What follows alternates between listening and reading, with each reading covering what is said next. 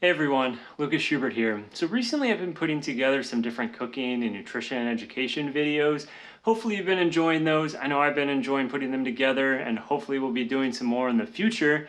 But today I wanted to take some time to really make a special video. So if you didn't know, June is Pride Month. So happy Pride Month to everyone out there. And what you may not have also known is that I myself am a proud gay man. And so really have a lot to celebrate in June, as well as June is my birthday month. So even more to celebrate.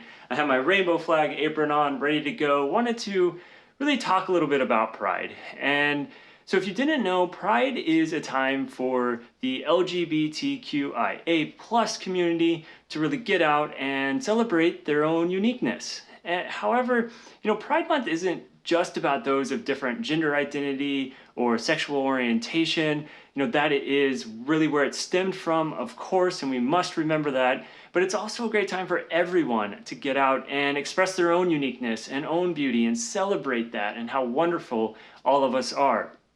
And one of the reasons that I have such a passion for food and nutrition and cooking and wellness is that really once you break down all of our differences, these ideas are at the core of all of our basic human needs. And that's that we have to eat and that we need to eat to survive and that we most likely all enjoy eating. We enjoy food.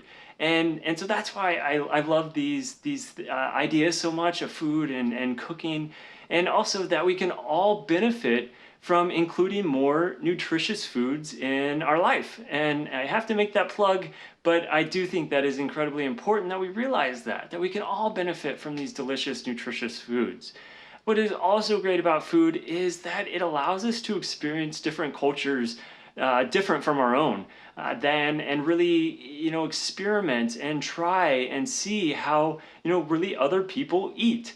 And so I guarantee you that one of your favorite meals or one of your favorite foods was created by someone that looks differently than you or is from a different culture than yourself.